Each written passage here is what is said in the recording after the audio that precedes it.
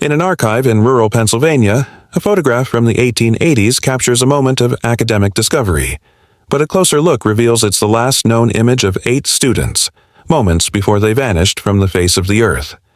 Dr. Julian Croft had been working as a digital archivist for 12 years. He'd seen thousands of old photographs, family portraits, military formations, town celebrations. Most were predictable. This one was different.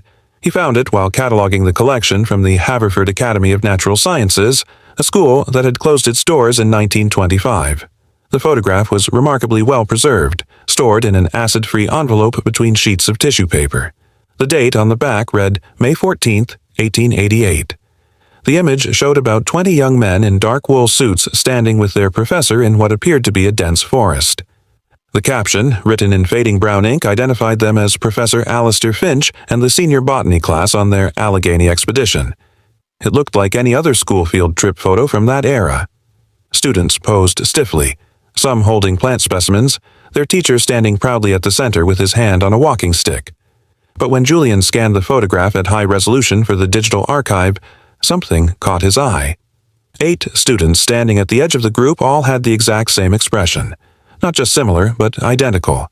Their mouths were curved in slight smiles, their eyes focused on something beyond the camera, their heads tilted at precisely the same angle. It was subtle, but once you noticed it, you couldn't unsee it. Then Julian spotted something else.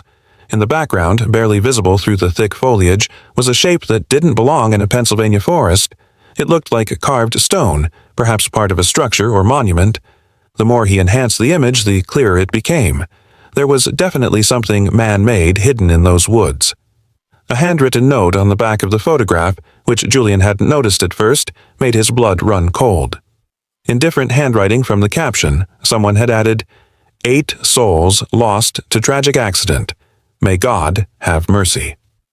Julian's first instinct was to search for newspaper records from 1888. The Haverford Academy had been prestigious enough that any incident involving multiple student deaths would have made the news. He found what he was looking for in the archives of the Harrisburg Telegraph, dated May 20th, 1888. The article was surprisingly brief. 8 students from the Haverford Academy had become separated from their group during a sudden storm while on a botanical expedition. Despite extensive searches, they were never found. The bodies were presumed lost in the treacherous terrain of the Allegheny wilderness. The article listed the names of the missing students. Cross-referencing with the Academy's records, Julian confirmed these were the same 8 with the strange expressions in the photograph. But the newspaper account felt incomplete. There were no quotes from witnesses, no details about the search efforts, no follow-up stories. For such a significant tragedy, the coverage was strangely minimal. Julian decided to dig deeper into the Haverford Academy's physical archives, housed in the basement of what was now a community center. The records from 1888 were stored in old wooden filing cabinets that hadn't been opened in decades. The musty smell of aged paper filled his nostrils as he carefully extracted folder after folder. Professor Finch's official expedition records were there, but they were incomplete. The logbook for the May expedition had pages cleanly cut out with a razor or sharp knife. The missing pages covered May 13th through May 15th, the exact dates of the field trip. This wasn't damage from age or neglect. Someone had deliberately removed those pages. After hours of searching through mislabeled boxes, Julian found something that made his hands shake. It was Professor Finch's personal journal, mistakenly filed with agricultural reports from 1890. The leather-bound book was filled with Finch's tight, precise handwriting. The early entries painted a picture of a brilliant but obsessive man. Finch wrote extensively about his fascination with undocumented plant species. He'd spent years collecting folklore from local communities about unusual flora in the Pennsylvania mountains. One story in particular had captured his attention.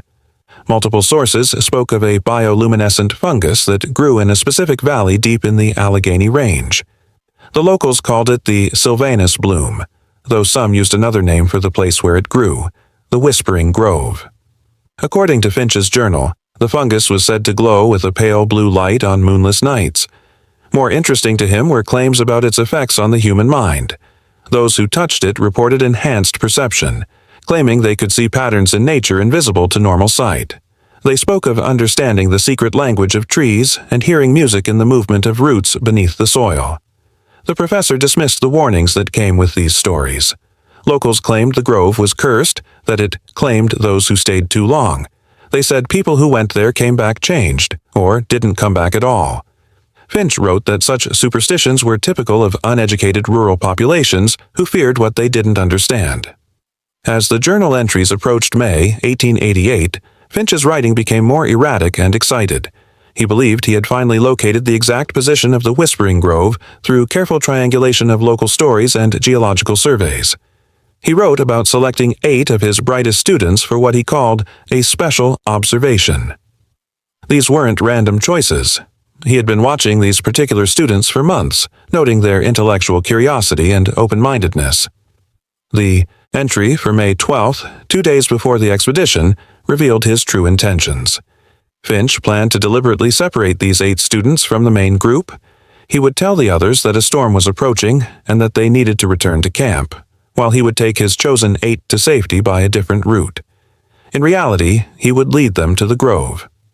The journal entry for May 14th, the day of the expedition, started normally enough. Finch described the morning's journey, the specimens collected, the enthusiasm of his students. But halfway through the entry, his handwriting changed. It became looser, more frantic. He had successfully separated his chosen 8 from the group.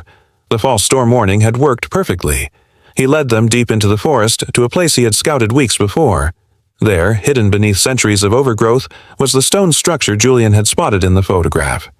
Finch described it as an altar, clearly ancient, covered in symbols that didn't match any Native American markings he knew. The Sylvanus bloom was there, just as the stories had described. It grew in spiral patterns around the altar, pulsing with a faint blue bioluminescence even in daylight. The students were initially hesitant, but Finch convinced them this was a momentous scientific discovery. He encouraged them to touch the fungus, to take samples. What happened next was described in increasingly disjointed sentences.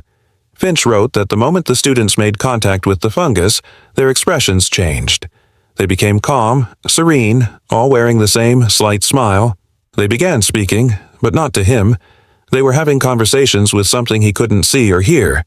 One student said the trees were showing him their root networks, that he could see how every plant in the forest was connected.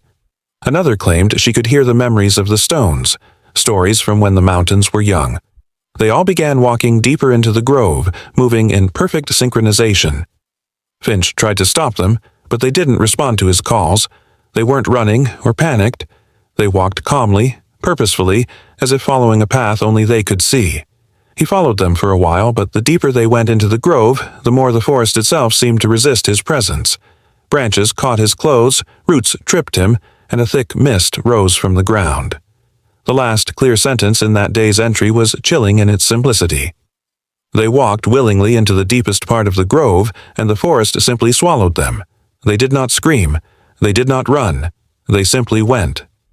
The next several pages were filled with incomprehensible rambling, drawings of spiral patterns, and what looked like attempts to transcribe sounds using letters that formed no known words.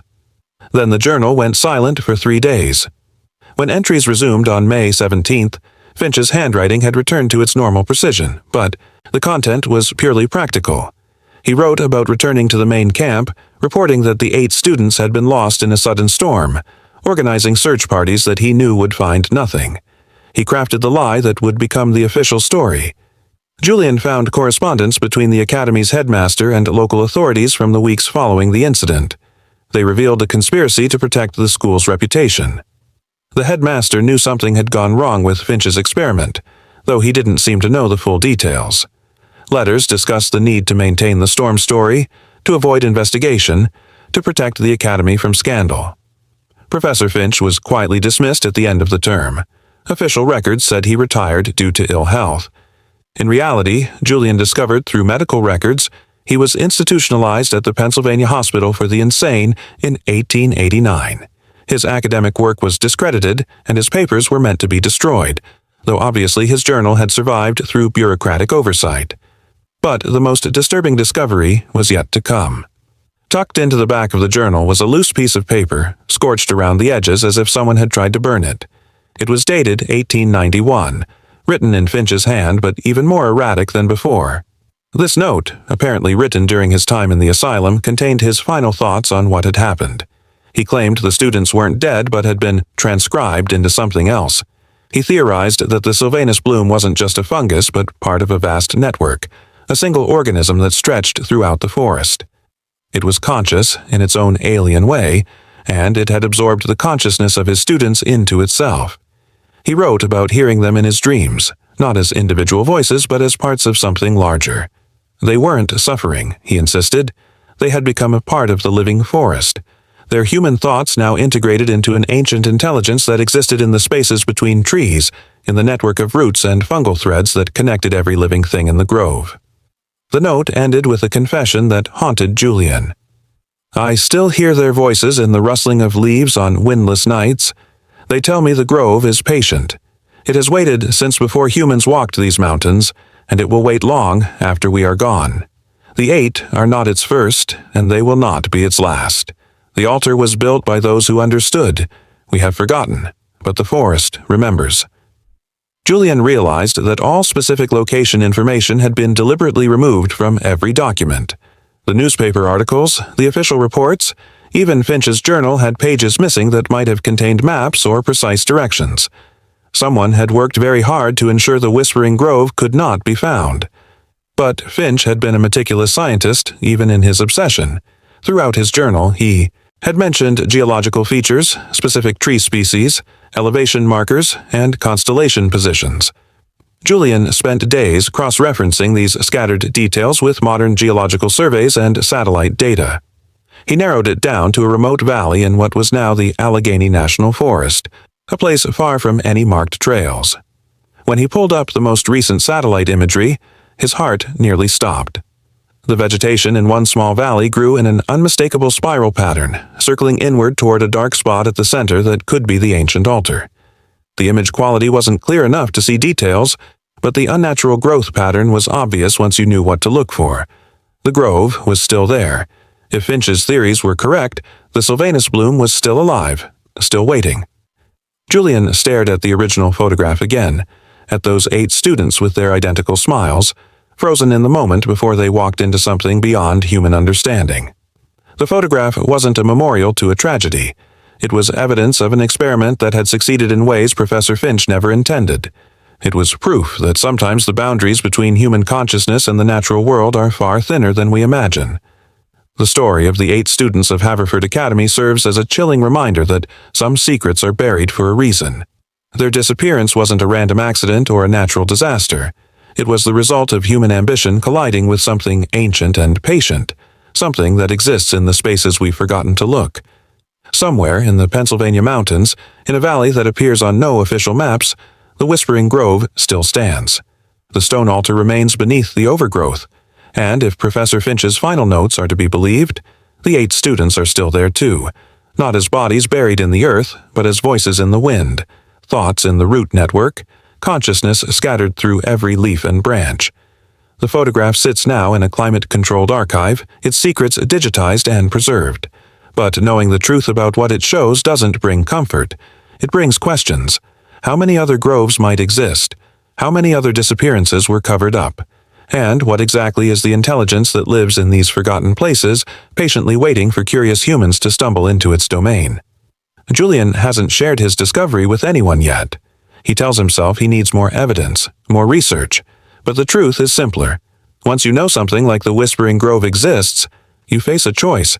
You can try to forget, to file it away as just another historical curiosity. Or you can feel its pull, the same curiosity that drove Professor Finch, the desire to understand something beyond ordinary human experience. Late at night, Julian finds himself studying maps of the Allegheny Forest, plotting routes to that unmarked valley. He tells himself he just wants to verify his research, to confirm the location. But he knows that's not entirely true. The grove calls to those who know about it. And sometimes, on quiet nights, he swears he can hear something in the wind outside his window, voices that sound young and old at the same time, inviting him to come and see what they've become. If you enjoyed this video, don't forget to like, subscribe, and let us know your thoughts in the comments below. What do you think really happened to the students in the Whispering Grove?